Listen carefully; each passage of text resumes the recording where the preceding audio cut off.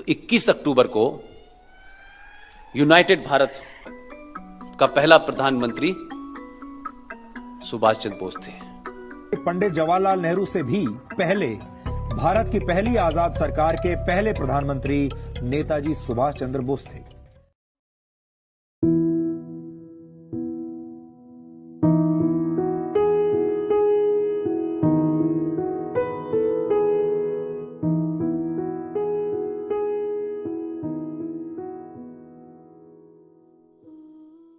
अगर सुभाष चंद्र बोस भारत के पहले प्रधानमंत्री थे तो फिर इस हिसाब से तो भारत के अविभाजित भारत के पहले प्रधानमंत्री चाणक्य थे, क्योंकि वो चंद्रगुप्त मौर्य के राज में महामाते यानी प्रधानमंत्री थे। चंद्रगुप्त मौर्य ही अविभाजित भारत के पहले शासक माने जाते हैं। हमें यह समझना होगा कि जवाहरलाल नेहरू भारत नाम की जमीन के यानी भारत भूमि के प्रधानमंत्री नहीं थे, वो भारतीय गणराज्य यानी रिपब्लिक ऑफ इंडिया के प्रधानमंत्री थे। रिपब्लिक ऑफ इंडिया यानी भारतीय गणराज्य मात्र एक जमीन नहीं है, ये एक इंस्टीट्यूशन यानी संस्थान है। कोई भी एक देश, एक गणराज्य अपने नागरिकों, अपनी संरचना, अपने न्यायतंत्र से बनता है। भूमि तो मात्र उसका एक हिस्सा होती है। अगर आप ये कहते हैं कि सुभाष चंद्र बोस भारत के पहले प्रधानमंत्री थे, तो आपका तर्क ये होगा कि उन्होंने आज़ाद हिंद फौज का गठन किया और 21 अक्टूबर 1943 को सिंगापुर से अर्जी हुकूमत आज़ाद हिंद यानी स्वतंत्र भारत की प्रांतीय सरकार का गठन किया और भारत के कुछ हिस्से को स्वतंत्र करा लिया। ये सरकार एक निर्वासन सरकार यानी गवर्नमेंट इन एग्जाइल थी और नेताजी की सरकार को इटली, जापान समेत 9 देशों से मान्यता भी मिल गई थी। लेकिन बस एक देश के कुछ हिस्से को स्वतंत्र करना आपको प्रधानमंत्री के रूप में अर्हता प्राप्त नहीं कराता है। नेताजी के इस कदम को लोगों ने बड़ी गर्मजोशी से स्वीकार किया था, परंतु अब भी हम ये नहीं कह सकते कि नेताजी ऐसी सरकार बनाने वाले प्रथम व्यक्ति थे, क्योंकि ऐसा करने वाले वो पहले नहीं थे। उनसे भी पहले महेंद्र प्रताप और मौलाना बरकतुल्लाह ने भारत की पहली निर्वासन सरकार 1 दिसंबर 1915 को काबुल में ही बना ली थी, जिसे हुकूमत मुख्तार हिंद कहा गया। इस सरकार में महेंद्र प्रताप राष्ट्रपति बने और मौलाना बरकतुल्लाह प्रधानमंत्री बने। पर हमारा मूल सवाल ये था कि भारत के पहले प्रधानमंत्री कौन थे। पहले तो बस बोस और नेहरू में लड़ाई थी, लेकिन अब तो महेंद्र प्रताप भी इस लड़ाई में कूद गए।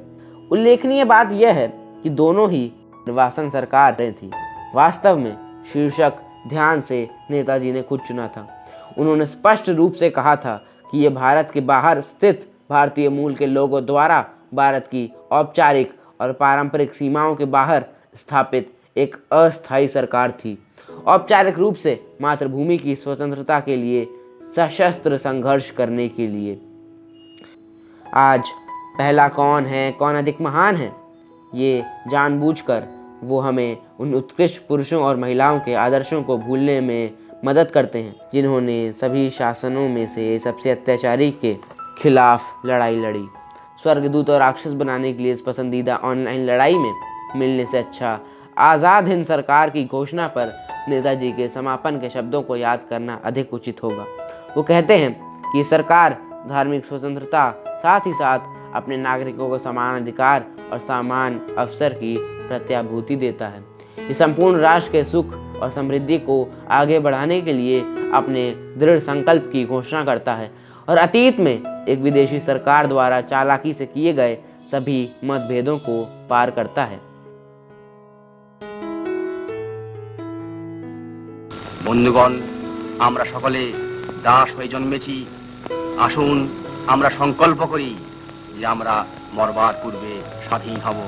वंदे मातरम। अब हम अपने दूसरे प्रश्न का उत्तर ढूंढते हैं। अगर सुभाष चंद्र बोस भारत के पहले प्रधानमंत्री होते तो भारत कैसा होता? ऐसे बहुत सारे लोग हैं जो मानते हैं कि अगर सुभाष चंद्र बोस भारत के प्रधानमंत्री बनते तो भारत बहुत महान होता। लेकिन इस सवाल का उत्तर ढूंढते समय ज़्यादातर विद्वान एक बड़ी गलती कर देते हैं। ये गलती है कि वर्ल्ड वॉर 2 में अलाइड पावर्स यानी मित्र देशों की जीत के बावजूद नेताजी कैसे भारत के प्रधानमंत्री बन जाते। वर्ल्ड वॉर 2 में एक तरफ थे अलाइड पावर्स यानी मित्र देश, जिसमें अमेरिका, ब्रिटेन, फ्रांस शामिल थे। वहीं दूसरी तरफ एक्सिस पावर्स थे यानी ध्रुवीय राष्ट्र, जिसमें इटली, जर्मनी, जापान शामिल थे। वर्ल्ड वॉर 2 में अलाइड पावर्स की जीत होती है, लेकिन बोस तो एक्सिस पावर्स के साथ है ना। यहाँ तक कि उन्होंने तो हिटलर और जापान के प्रधानमंत्री हिदेकी तोजो के साथ बड़ी निकटता से काम किया, तो ऐसे में बोस का प्रधानमंत्री बनना असंभव था। युद्ध के बाद अलाइड पावर्स ने एक्सिस पावर्स के सभी सहकर्मियों की पहचान की और उन्हें दंडित किया गया। यहाँ तक कि मित्र देशों के खौफ ने भी हिटलर को आत्महत्या करने पर विवश किया। नेताजी का पीएम बनना वास्तविक तभी होता जब एक्सिस पावर्स की विजय होती, लेकिन यहाँ भी ये बहुत दूरस्थ था।